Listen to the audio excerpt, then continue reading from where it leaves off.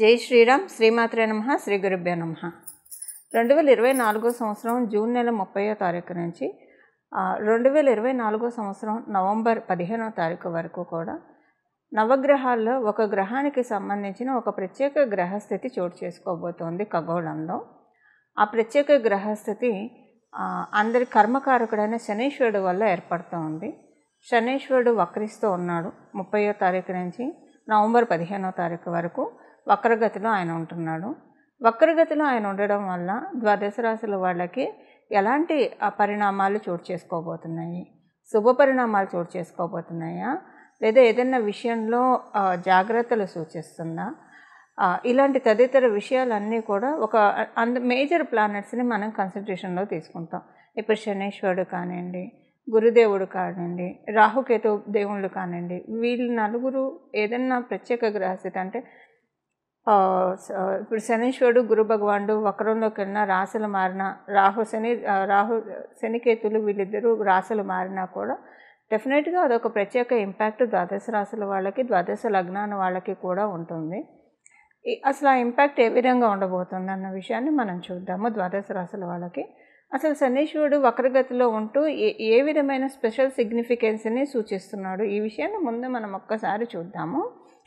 కుంభరాశిలో ఉండి స్వస్థానగతుడైన శనీశ్వరుడు వక్రగతిలోకి వెళ్తూ ఉన్నాడు. ఈ వక్రగతి ఆయనకి అంటే ఈ 2.5 సంవత్సరాలు, ఆయన ఒక్కొక్క రాశిలో 2.5 సంవత్సరాలు ఉంటారు, ఇది మనందరికీ తెలిసిందే. 2.5 సంవత్సరాల్లో ఆయన ఇవ్వాల్సినవి ఏదన్నా గుడ్ కర్మాస్ కానీ బ్యాడ్ కర్మాస్ కానీ జనరల్గా అయితే జన్మజాతకంలో ఏదైనా గ్రహం వక్రించి ఉంది అంటే పాస్ట్ లైఫ్లో ఏదైనా ఒక పని సగంలో ఆపేసామని కానివ్వండి, ఏదైనా ఒక డిజైర్ అన్ఫుల్ఫిల్డ్ డిజైర్స్ ఏమన్నా ఉన్నా కూడా ఆ గ్రహం వక్రగతిలోకి వెళ్తుంది. ఇది మనకి పరాశర సంహితలో ఉంది. అయితే గోచారంలో మరి వక్రగతిలోకి వెళ్తున్నప్పుడు ఇది వర్తమానం కదా, మరి అంటే భవిష్యత్తు కాలం కదా, వర్తమానం మనకి జరగబోయేది కదా. సో ఇందులో శనీశ్వరుడు వక్రగతిలోకి వెళ్తూ ఏ రకమైన ఇండికేషన్స్ని ద్వాదశ రాశుల వాళ్ళకి ఇస్తున్నారు? ఆయన ఎవరికైనా ఇప్పుడు కొన్ని రాశుల వాళ్ళకి ఆయన ప్రతికూలంగా ఉంటాడు, కొన్ని లగ్నాల వాళ్ళకి ఆయన ప్రతికూలంగా ఉంటాడు. ఆయన సవ్యగతిలో ఉన్నప్పుడు ఆ రాశులు ఆ లగ్నాల వాళ్ళకి ఆయన కొన్ని మహాదశలు జరుగుతున్న వాళ్ళకి కూడా ఆయన కొన్ని ప్రతికూల పరిస్థితులను ఇస్తూ ఉంటాడు. అలా ఇచ్చే పరిస్థితుల్లో ఆయన కొన్ని మంచి చేయడానికి ఆయన వెనక్కి రావడం జరుగుతుంది. ఎవరు ఆ రాశుల వాళ్ళు, ఆ లగ్నాల వాళ్ళు అంటే మేషరాశి వాళ్ళకి, అలాగే వృశ్చిక రాశి వాళ్ళకి. వృశ్చిక రాశుల్లో పుట్టిన, వృశ్చిక లగ్నాల్లో పుట్టిన, ప్రత్యేకించి శనీశ్వరుడు గోచారంలో కొన్నిసార్లు సవ్యగతిలో ఉంటే వాళ్ళకి ఎప్పుడైనా విపరీతమైన ఫలితాలు వస్తాయి. అంటే మళ్ళీ దేన్ని కూడా జడ్జిమెంటల్గా చెప్పకూడదు. మీ జన్మజాతకంలో శనీశ్వరుడు బలం బాగా ఉంటే ఈ పాయింట్ చాలా వరకు నెగేట్ అయిపోతుంది. శనీశ్వరుడు బలం అంటే వృశ్చిక రాశుల్లో వృశ్చిక లగ్నాల్లో పుట్టిన వాళ్ళకి శనీశ్వరుడు బలం ఉంటే పర్వాలేదు, ఆయన సవ్యగతిలో ఉన్న ఇబ్బంది పెట్టడు. ఆయన అపసవ్య మార్గంలో వెళ్తున్నప్పుడు, రెట్రోగ్రేడ్లో ఉన్నప్పుడు ఇంకా మంచి ఫలితాన్ని ఇస్తాడు. కుజమహాదశ ఎవరికైనా, ఇప్పుడు మంగళ దశ ఎవరికైనా జరుగుతూ ఉందనుకోండి, వాళ్ళకి కూడా సవ్యదశలో ఉన్నప్పుడు ఆయన సవ్యంగా సంచారం చేస్తున్నప్పుడు ఓకే, ఆయన మీ జన్మజాతకంలో శనీశ్వరుడు బలం ఉంటే ఇబ్బంది పెట్టడు, అలాగని పూర్తిగా మంచి కూడా చేయడు. కానీ వక్రగతిలో వెళ్ళేప్పుడు మీకు ఒకవేళ మంగళ దశ జరుగుతూ ఉందనుకోండి, చాలా మంచి ఫలితాన్ని, శుభ ఫలితాన్ని ఇస్తాడు ఆయన. సో ఇప్పుడు ఇంకొక చిన్న క్యాలిక్యులేషన్ చెప్పాలి ఇక్కడ మీకు. మీరు పుట్టినప్పుడు కనుక మీకు జన్మ శనిలో పుట్టినా, లేదా ఏలినాటి శనిలో పుట్టినా, అష్టమ శనిలో పుట్టినా, అర్ధాష్టమ శనిలో పుట్టినా కూడా ఈ ట్రాన్సిట్ మంచిగా చేస్తున్నాడు. అంటే ఆయన ఇప్పుడు అష్టమ శని, అర్ధాష్టమ శని, ఏలినాటి శని మంచి రిజల్ట్స్ ఇస్తుంది. ఆయన వక్రగతిలోకి వెళ్ళినప్పుడు ఇంకా మంచి రిజల్ట్స్ ఇస్తుంది. అదే మీరు వృశ్చిక రాశి లగ్నాల్లో పుట్టి ప్రత్యేకించి వృశ్చిక రాశి వాళ్ళకి ఇప్పుడు అర్ధాష్టమ శని జరుగుతూ ఉంది. ఈ వక్రంలో వెళ్ళండి, ఈ పర్టికులర్ పీరియడ్ మీకు చాలా మంచి జరుగుతుంది. ఏదైనా పనులు పెండింగ్ ఉండి అవ్వకపోతే అవన్నీ జరుగుతాయి. అవన్నీ నేను రాశుల వారీగా చెప్తాను, బట్ జనరల్గా అవుట్లుక్ ఇస్తున్నాను. ఇదొకటి ఉంటుంది. సెకండ్, మీరు అసలు ఎలా తెలుసుకోవాలి మీరు పుట్టింది గోచారం, మీరు పుట్టినప్పుడు అష్టమ శనిలో పుట్టారా, అర్ధాష్టమ శనిలో పుట్టారా, ఏలినాటి శనిలో పుట్టారా? సహజంగా ఒక రఫ్ ఐడియా, ఎంత జన్మజాతకం తెలిసినా తెలియకపోయినా ఒక రఫ్ ఐడియా అయితే మీకు ఉంటుంది కదా. మీరు ఏ టైంలో ఏ ఇయర్లో పుట్టారన్న రఫ్ ఐడియా ఉంటుంది కదా. ఒకసారి గూగుల్ చేయండి. మీరు పుట్టినప్పుడు మీ రాశి వాళ్ళకి ఏలినాటి శని జరుగుతున్నా, అష్టమ శని జరుగుతున్నా, అర్ధాష్టమ శని జరుగుతుందా, అది ఒకసారి చూస్తే మీకు అసలు గోచారంలో శనైశ్వరుడు మీకు అష్టమ శని, అర్ధాష్టమ శని, ఏలినాటి శనిలో ఉంటే మీరు పుట్టడం కూడా అలా పుట్టితే కనుక చాలా మంచి ఫలితాన్ని ఇస్తాడు. సో కర్మకారకుడైన శనైశ్వరుడు వక్రగతిలోకి వెళ్తూ అందులో లాభస్థానంలో ఉంటూ ఆయన వక్రగతిలోకి వెళ్తున్నాడు. అంటే దశమ స్థానం మకర రాశి వైపు వెళ్తూ ఉన్నాడు.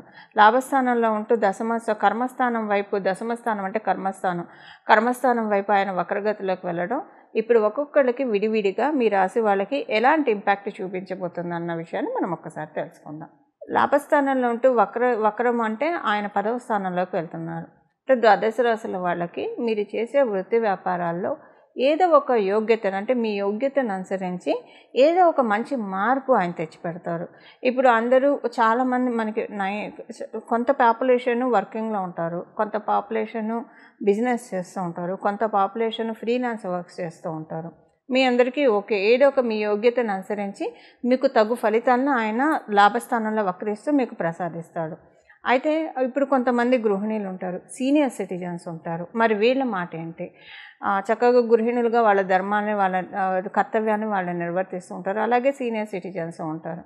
మరి వీళ్ళకి ఆయన అపసవ్య మార్గంలో వెళ్తూ ఏం చేస్తారంటే, సొసైటీలో మీకు ఒక మంచి పలుకుబడిని, ఉన్నతిని, అందరూ మిమ్మల్ని గుర్తించడము, అందరితోటి మంచి రిలేషన్ ఉండడము, అలాగే మీ ఇంట్లో ఉన్న వాళ్ళకి, గోచారంలో మీకు వచ్చింది కాబట్టి మీ ఇంట్లో ఉన్న వాళ్ళకి ఏదైనా ఒక ప్లస్ జరుగుతుంది. సో మీ ఇంట్లో ఉన్న వాళ్ళు, ఇప్పుడు సపోజ్ ఆడవాళ్ళు గృహిణులు అనుకోండి, మీ శ్రీవారు వర్కింగ్ అయితే వారికి కలిసి వస్తే మరి అవంతా మీకే కదండి, మీకు మీ పిల్లలకే కదా, సో మీ కుటుంబం వరకే కాబట్టి అలా మీకు సంతోషము, సౌభాగ్యము చేకూరుతుంది. అదే సీనియర్ సిటిజన్స్ అనుకోండి, మీ పిల్లలు వృత్తి వ్యాపారాల్లో బాగా రాణించారు అనుకోండి, తల్లిదండ్రులు పిల్లలు బాగా రాణిస్తుంటే అందరికంటే ఎక్కువగా ఆనందించే వాళ్ళలో ఫస్ట్ నిస్సందేహంగా తల్లిదండ్రులే ఉంటారు ఎవరికైనా. సో అది మీకు సంతోషదాయకమే కదా. ఇలా మీకు గృహిణులకే కావచ్చు, సీనియర్ సిటిజన్స్కే కావచ్చు, ఇలా మన ఫలితాలను అప్లికేబిలిటీ చేసుకోవాలి. అలా ఉద్యోగం కోసం కొంతమంది ఎదురు చూస్తూ ఉంటారు. వ్యాపారము స్టార్ట్ చేసి వాళ్ళకి చేసిన బిజినెస్ కలిసి రాక నైరాశ్యంతో ఎదురు చూస్తూ ఉంటారు. వీళ్ళందరికీ కూడా శనైశ్వరుడు ఏదో ఒక మంచి మార్పు తేబోతూ ఉన్నారు. అవేంటో మీ రాశుల వారిగా ఇప్పుడు తెలుసుకుందాం. కన్యారాశిలో పుట్టిన వాళ్ళకి మీకు మీకు షష్ఠ స్థానంలో ఆయన సంచారం చేస్తూ ఉన్నాడు. షష్ఠ స్థానం నుంచి ఆయన పంచమ స్థానానికి వస్తూ ఉన్నాడు. అంటే వక్రగతిలో ఉన్నాడు, షష్ఠ స్థానంలో ఉండి వక్రించాడు. అయితే మీకు ప్లస్లు ఏంటి, ఏ విషయాల్లో జాగ్రత్తలు సూచిస్తుంది మనం చూద్దాం. మొదటగా అనుకూలమైన ఫలితాలు మనం చూద్దాము. మంచి కాంట్రాక్ట్స్ వస్తాయి. మీరు బిజినెస్ చేస్తూ ఉంటే కనుక మంచి కాంట్రాక్ట్స్ వస్తాయి. ఒకవేళ మీరు ఉద్యోగం చేసేవాళ్ళైనా సరే ఒక మంచి ఉద్యోగము, అంటే రాతకోతల వర్కులు అన్నీ చక్కగా సాగుతాయి. ఇప్పుడు ఉద్యోగం చేసే వాళ్ళకైతే రాతకోతలు అంటే ఇప్పుడు మీకు ఏదైనా మంచి హైక్ రావడం కానీ, లేదా ఒక మంచి ఉద్యోగం దొరకడం కావచ్చు, దేనికైనా పేపర్ వర్క్ ఉంటుంది కదా, మీరు సైన్ చేయాలి, అపాయింట్మెంట్ లెటర్స్ ఇస్తారు, ఇవన్నీ రాతకోతల వర్కులు ఉంటాయి కదా, అలాంటి వాటిల్లో చాలా బాగా ఉంటుంది. ఇది ఉద్యోగస్తులకి. అదే వ్యాపారస్తులకైతే వ్యాపారం బాగా జనరేట్ అవుతుంది. మౌత్ పబ్లిసిటీ ద్వారా కొన్ని కాంట్రాక్ట్స్ వస్తాయి. అంటే మీకు మీ బిజినెస్కి సరిపడా కొంత బిజినెస్ జనరేట్ అవుతుంది. అలాగే మీరు కూడా కొన్ని విషయాల్లో అంటే కొంచెం డీప్ రీసెర్చ్ చేస్తారు. ఏం చేస్తే బిజినెస్ ఇంకా పెరుగుతుంది, ఏం చేస్తే ఫ్యూచర్లో బాగా సస్టైన్ అవ్వడానికి, కొంత ఆస్తిపాస్తులు ఏర్పరచుకోవడానికి అవకాశం ఉంటుంది. ఈ విధంగా రీసెర్చ్ ఎక్కువ చేస్తారు మీకు తెలియకుండానే. మీరు మీ బిజినెస్ శనైశ్వరుడు అలా చేయిస్తాడు మీ చేత. ఎందుకంటే మీకు బిజినెస్లో తోడ్పాటును ఆయన వక్రిస్తూ పంచమ స్థానం వైపే కదా వచ్చేది. సో మీ బుద్ధిని, మీ ఆలోచన శక్తిని పెంచుతాడు ఆయన. ఏ విషయంలో పెంచుతాడు, ఏమి ఆలోచిస్తే మీకు వ్యక్తిగతంగా పురోభివృద్ధి ఉంటుంది, వృత్తిపరంగా పురోభివృద్ధి ఉంటుంది. ఇలాంటి ఆలోచనలన్నీ కూడా ఆయన ద్వారా మీకు రావడానికి చాలా చక్కటి అవకాశం ఉంది. అది వెంటనే ఇంప్లిమెంట్ చేస్తారు. అది మీకు సక్సెస్ఫుల్గా కూడా లీడ్ అవుతుంది. ఇది మరియు మీకు ఏమైనా ఆరోగ్య సమస్యలు ఉంటే కనుక ఆరోగ్య సమస్య నుంచి తొందరగా గట్టెక్కడానికి చక్కగా అవకాశం ఉంటుంది. అలాగే మీకు మీకు పిల్లలు ఉండి అంటే పెళ్ళైపోయిన పిల్లలు ఉంటే వాళ్ళకి స్వగృహ యోగం కానీ ఏదైనా వాళ్ళు ఒక వెహికల్ తీసుకోవడం అంటే మీరు కూడా ఒక వెహికల్ తీసుకోవడం కానీ లేదా వెహికల్ కానీ భూమి కానీ ప్రాపర్టీ ఏదైనా కొనడానికి అవకాశం ఉంది. ఇవన్నీ అనుకూలతలు. ఇక ప్రతికూలతలు ఏంటంటే చాలా జాగ్రత్తగా ఉండాలి మీరు ఒక విషయంలో. ఎవరితోటి కూడా ఎక్కువగా మాట్లాడకూడదు అంటే ఒకవేళ ఏమన్నా మాట్లాడితే అది వేరే విధంగా అందరికీ కమ్యూనికేట్ అయ్యే అవకాశం ఉంది. అంటే అందరితోటి అనుకూలమైన సంబంధాలు లేవు అన్న బాధ కొంచెం ఉంటుంది. ఇదొక్క బాధ. ఇది అందువల్ల ఎక్కువగా ఏది ఆలోచించకుండా ఏది ఎక్కువగా మాట్లాడకుండా ఎవరితోటి ఎంతవరకు అవసరం అంతవరకే మాట్లాడి మరీ అసలు మాట్లాడకుండా ఉండకుండా కొంత ఎంత మేరకు అవసరమో అంతవరకు మాట్లాడుతూ ఈ ఆయన వక్రగతిని మీరు జాగ్రత్తగా ఈదుకొని వస్తే ఇబ్బంది ఉండదు. లేకపోతే కొంచెం చిన్న ఇష్యూస్ రిలేటివ్స్తో మనస్పర్ధలు ఇలాంటివి వచ్చే అవకాశం ఉంది. అది ఇంట్లోని వాళ్ళు కావచ్చు, రిలేటివ్సే కాకుండా ఇంట్లోని వాళ్ళు కావచ్చు, మీ కంపెనీలో పనిచేసే వాళ్ళతోటి కావచ్చు, మీ నేబర్స్ తోటి కావచ్చు, ఇలా ఎవరితోటైనా మీ ఇంట్లో మీకు మధ్య గొడవలు జరగచ్చు. ఇలా ఏదైనా రావడానికి అవకాశం ఉంది. అందువల్ల వీలైనంత వరకు ఎక్కువగా మాట్లాడేటప్పుడు చాలా క్యాలిక్యులేటెడ్గా మాట్లాడడం ఒకటి అలవాటు చేసుకుంటే కనుక ఈ సమయంలో మీకు ఇబ్బంది రాదనే చెప్పాలి. ఇవి కన్యా రాశి వాళ్ళకున్న ఫలితాలు. చూసారు కదండి, మీ రాశి వాళ్ళకి శనైశ్వరుడు వక్రగతిలోకి వెళ్తూ ఎలాంటి ఫలితాన్ని ఇస్తూ ఉన్నారో. అయితే ద్వాదశ రాశుల వాళ్ళకి, ద్వాదశ లగ్నాల వాళ్ళకి శనైశ్వరుడు మీకు యోగించే స్థితిలో ఉన్నా, యోగించే స్థితిలో లేకపోయినా, సపోజ్ మంగళ దశ జరిగే వాళ్ళకి మీకు శనైశ్వరుడు బలం బాగా జన్మజాతకంలో ఉంటే, ఆయన సవ్యగతిలో ఉంటే పెద్దగా ఇబ్బంది పెట్టడు. అపసవ్య మార్గంలో ఉంటే మటుకు మంచి ఫలితాన్ని ఇస్తాడు. అలాగంటే మీకు మంగళ మహాదశ జరుగుతూ ఉన్నా, మంగళ అంతర్దశ జరుగుతూ ఉన్నా ఈ పాయింట్ అప్లికేబిలిటీ ఉంటుంది. లేదా మీ జన్మజాతకంలో శనైశ్వరుడు మరియు మంగళ వీళ్ళిద్దరూ కలిసి కనుక ఉంటే అప్పుడు కూడా సేమ్ సిచ్యువేషన్ ఉంటుంది. ఆయన సవ్యగతిలో కంటే అపసవ్యగతిలో వెళ్ళినప్పుడే మంచి ఫలితాన్ని ఇస్తారు. సో ఇవన్నీ అసలు తెలిసినా తెలియకపోయినా శనైశ్వరుడు అపసవ్యగతి మీకు మంచి ఫలితాన్ని తెచ్చిపెట్టాలంటే అయితే ఇప్పుడు మనం ఏ పరిహారం చేయాలి? నేను మొదట చెప్పినట్లు ఇప్పుడు కొంతమంది నిరుద్యోగులు ఉంటారు, ఉద్యోగం కోసం ప్రయత్నిస్తూ ఉంటారు. అలాగే వ్యాపారంలో అభివృద్ధి సరిగ్గా లేకుండా బాధపడుతూ ఉంటారు. అంటే ఉద్యోగం చేస్తూ వాళ్ళ శ్రమని కూర్చి వాళ్ళ ఎఫర్ట్స్ని పెట్టేవాళ్ళు ఉంటారు. వ్యాపారం చేస్తూ వాళ్ళ ఎఫర్ట్స్ని పెట్టి ఓకే వాళ్ళు ఉన్నంతలో సంతృప్తిగా ఉన్నవాళ్ళు ఉంటారు. ప్రయత్నాలు సఫలీకృతం కాక ఇబ్బంది పడుతున్న వాళ్ళు ఉంటారు. ఆల్రెడీ మీరు వృత్తి వ్యాపారాల్లో ఉంటే అందులో కలిసి వచ్చే విధంగా శనైశ్వరుడు ఇప్పుడు తోడ్పాటునిస్తాడు ఈ పరిహారం చేసుకుంటే, ఆయన వక్రగతిలో ఉన్నాడు కాబట్టి. అలాగే నిరుద్యోగులకి ఇప్పుడు ఈ పరిహారం బాగా ఉపయోగపడుతుంది. ఉద్యోగం తొందరగా రావడానికి ఆయన అంటే తల్లిదండ్రులకు ముద్దొచ్చినప్పుడే చంకెక్కాలి అన్నట్లు ఇప్పుడు ఆయన ఈ కరుణించే స్టేజ్లో ఉన్నాడు కాబట్టి పరిహారాలు చేసుకోవడం వల్ల చిన్న పరిహారాలు చేసుకోవడం వల్ల వెంటనే ఆయన స్వతరంగా వరాలను ప్రసాదిస్తాడు. అది నిరుద్యోగులకు ఉద్యోగం రావడానికి బాసట అవుతుంది ఈ పరిహారము. అలాగే ఇప్పుడు వ్యాపారం పెట్టి అస్సలు ముందుకు సాగాక చాలామంది ఇబ్బంది పడుతూ ఉంటారు. ల్యాండ్ సేల్కి పెట్టి ముందుకు సాగాక ఇబ్బంది పడుతూ ఉంటారు. ఏదైనా భూమి కొనాలి, కొంతమంది డబ్బులు కట్టేసి ఉంటారు కానీ ఆ ప్రాపర్టీ కన్స్ట్రక్షన్ మటుకు పూర్తిగా కాదు, అలా ఇబ్బంది పడేవాళ్ళు ఉంటారు. స్థలం లేదా ఇల్లు కొనుక్కోలేక ఇబ్బంది పడుతూ ఉన్నవాళ్ళు, అంటే ఈ ప్రయత్నాల్లో ఉన్న వాళ్ళ వరకు మాత్రమే ఈ ప్రయత్నాల్లో ఉన్నవాళ్ళు ఈ పరిహారం చేసుకోవడం వల్ల వాళ్ళకి కూడా అవన్నీ సఫలీకృతం అవుతాయి. ఇప్పుడు మనం పరిహారానికి వెళ్దాము. ఈ పరిహారం ద్వాదశ రాశుల వాళ్ళకి, ద్వాదశ లగ్నాల వాళ్ళకి అందరికీ కలిపి ఒకటే పరిహారం ఉంటుంది. ప్రతిరోజు భాగవతంలోని గజేంద్ర మోక్ష ఘట్టం చదవడం, వినడం ఇది చేస్తే కనుక మన జీవితంలో ఉన్న కష్టాల నుంచి, దుఃఖాల నుంచి భగవంతుడు కృష్ణ పరమాత్ముడు మనల్ని గట్టెక్కిస్తాడు. ఈ గజేంద్ర మోక్షము మీరు చదవడం, మీకు బాగా చదివే అలవాటు ఉన్న వాళ్ళైతే చదివేసుకోండి హాయిగా, లేదా వినడానికైనా ప్రయత్నించండి ప్రతిరోజు. కనీసం రోజు కుదరకపోయినా శనీశ్వరుడు వారమైన శనివారం అయినా సరే కనీసం వినడానికి ప్రయత్నించండి.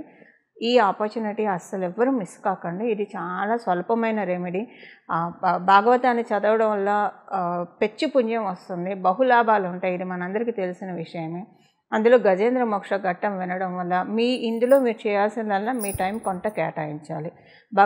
మనకు అసలు భగవంతుడు సమయాన్ని ఇచ్చింది, ఈ జీవితాన్ని ఇచ్చిందే భగవంతుడు. మన పనులు మనం చేసుకుంటూ నిత్య దైనందిన జీవితంలో మన బ్రతికి, మన ఆహారానికి, మన జీవించడానికి కావాల్సినంత సంపాదించుకుంటూ రిమైనింగ్ టైం అంతా భగవంతుడి ధ్యానంలో గడపడానికే మనకి సమయం ఉన్నది.